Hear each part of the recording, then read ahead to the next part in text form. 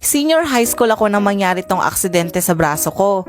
Tanda ko pa noon, nagpapapak ako ng gatas noon, then out of the blue, nadulas ako and nabalian ako ng braso.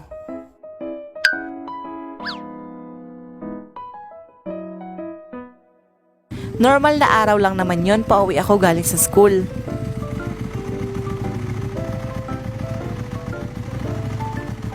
Ano kayang ulam sa bahay?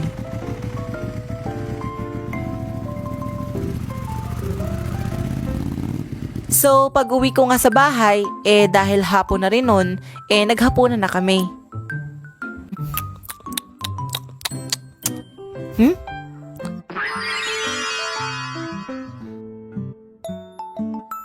Ayun, may gatas. Yes. Oh, ano? Konti lang po. Naku, magpapapak ka na naman ng gatas, ano? Itinitimpla yan, hindi pinapapak. Di ko alam, pero mas gusto ko yung pinapapak yung gatas kesa tinitimpla. Wala, share ko lang. Dati kasi, tanda ko nung bata pa ako, mahilig ako sa mikmik. Alam niyo yun? Yun yung mikmik, di ba? Sarap talaga. Nay, saan po ang punta nyo? May bibilhin lang ako dyan sa labas. Ay wait. Nay, papabili ako ng... ang sakit. Teka, anong nangyari? Ang sakit po sobra, Nay. Aray. Bakit ganun? Parang hindi ko maigalaw, Nay. Bakit ganun, Nay? Ipahinga mo muna. Baka nabugbog lang yan. Sige po. Sakit. Di naman ako masyado kinakabahan nun kasi ilang beses na rin naman ako nasaktan ng ganon. Ilang beses na rin ako nasaktan. Uy, iba na yung auto yun. Anyways, inaliw ko lang yung sarili ko nun sa pagbabasa ng Wattpad. Kasi baka pagkatapos ko ng ilang chapter, wala na din yung kirot na iniwan niya sa akin. Joke. Ay, grabe naman to. Masyadong pabebe. Nakakainis. Buti pa yung isa. Kung siya na lang kayo yung bida. Wait, teka. Matry ko nga ulit tong braso ko. Bakit ganun? Masakit pa din. Di ko maigalaw eh. Hala, di ko matuwid. Bakit ganun? Hala. Bakit ka ba sumisigaw? Na hindi ko pa din maigalaw. Nay, mamamatay na yata ako. Huwag ka ngang OA. Pero teka, bakit ganyan? Bakit kulay ubi na yan? Mamamatay na yata ako, Nay. Teka nga, dalhin na kaya natin sa pagamutan yan. Sige po. Yung braso ko. Ano pong nangyari kay Jed? Ay, nabalian. Ay, doon po kay Manong John. Magaling po yung manggamot ng pili at bali. Dati nga nabalian ako ng sobra. Bali talaga. Napagaling niya ako, oo.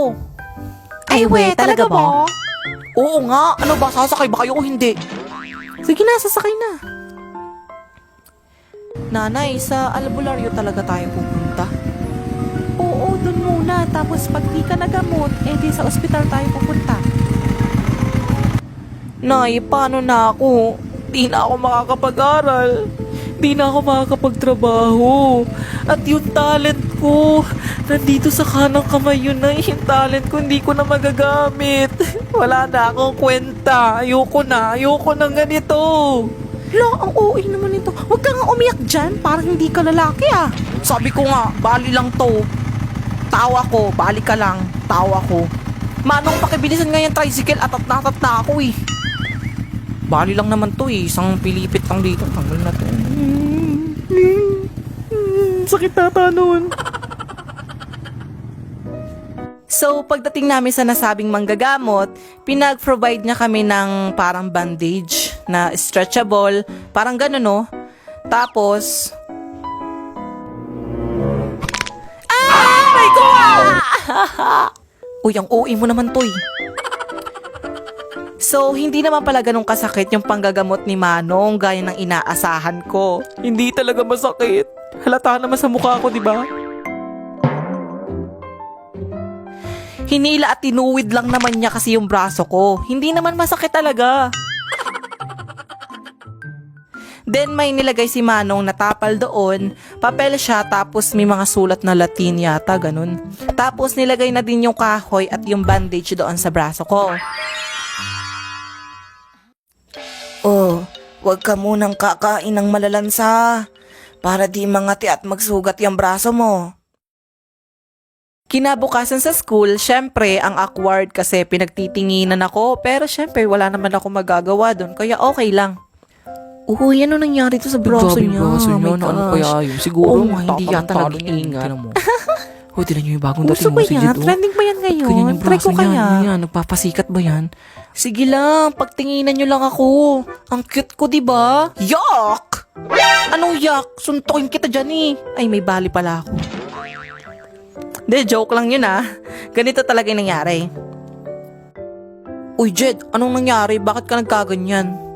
Ay, di mo pa pala alam. Uso to ngayon. We? Oo, trip ko lang talaga. Ano ba? Nabalian ako. Obvious ba? Ay, nako, ano na talaga tong si Buknoy, ingot-ingot. Boys at the back! Sige, magdaldalan lang kayo! Ang tatalino nyo, diba? Kayo na magturo dito! Lah, ayan, nagalit tuloy si ma'am. Ikaw kasi. Pero alam niyo ba, may bright side naman yung nangyari sa akin. Una kasi exempted daw ako sa mga activities. Plus, di ko na kailangan magsulat ng notes kasi kanan yung may bali sa akin. So, ayun. Tapos nung research defense namin, feeling ko naawa sa akin yung panelist namin. De, joke lang. Asa ka. Walang awa yung mga yun. De, joke. Halos 2 weeks din ako naghirap at nangati ang braso noon bago gumaling yon. Tapos, ayun, kailangan namin ulit pumunta sa manggagamot para alisin yung tapal. Nangati ba? Oo nga po, sobra nga po eh. Kumain ka ba ng malalansa? Opo eh, kasi si nanay isdagan yung pinaulam sa akin.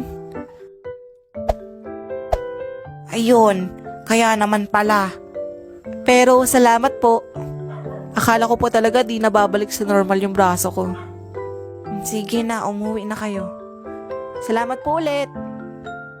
Tapos ayun, one day, pagpasok ko ng school, malapit na kasi ninyong exam ng biglang.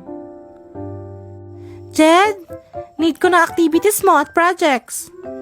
Ma'am, bakit po? Anong bakit? Aba, para may ilagay akong grade sa card mo. Akala ko po ba exempted na ako? Noon yun! May balik ka pa, pero ngayon magaling ka na, kaya gawin mo na, no? Nato, siniswerte ka? What the? O sige, tuloy mo. O, ano yun? What the? Fish! What the fish? Gusto niyo mang fishball? Libre ko kayo. At doon natatapos ang kwento. Kayo, naranasan niyo na din bang mabalian? Sana naman wala sa inyong nabalian, no? Pero kung meron sa inyong nakaranas, kwento niyo din naman dyan sa baba yung experience niyo. Yun lang, bye! Subscribe naman kayo dyan. 70% ng mga nanonood sa inyo hindi nakasubscribe. Grabe naman. Libre lang naman yan eh. Mag-subscribe lang kayo. Para, yun na. Pindutin mo na. Dali na, pindutin mo na. Yun lang, bye.